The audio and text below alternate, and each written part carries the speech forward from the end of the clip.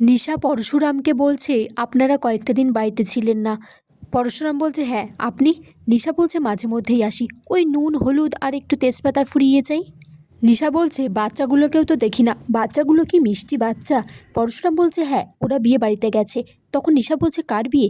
বলছে, ওই শালিকার বিয়ে।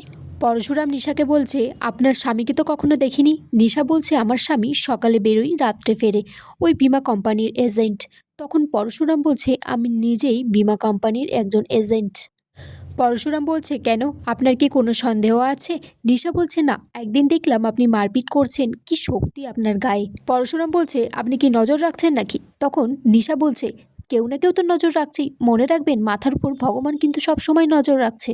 এদিকে শীতল নিশাকে ফোন করে বলছে, পরশুরাম বাড়ি থেকে বেরোলে ওর ঘরটা তল্লাশি করবে, ওর ঘরে কিছু না কিছু কোথাও পাবেই। শীতল বলছে, আজকে ব্যাংকক সিঙ্গাপুর থেকে মুম্বাই পর্যন্ত সমস্ত অফিসে রেড করা হয়েছে, কেউ না কেউ তো খেলছেই।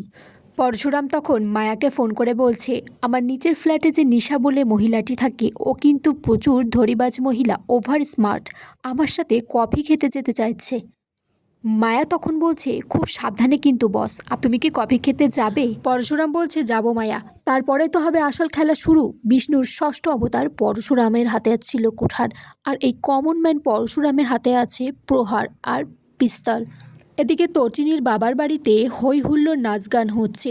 তখন নিশা এসেছে শীতলের সাথে দেখা করতে, আর বলছে, পরশুরাম ওরফে শিবপ্রসাদ গাঙ্গুলি টোপ খেয়েছে, ও রাজি হয়েছে আমার সাথে কফি খেতে যেতে। শীতল তখন বলছে, এটা কিছুতেই হতে পারে না, আমি ওকে খুব ভালোভাবে চিনি।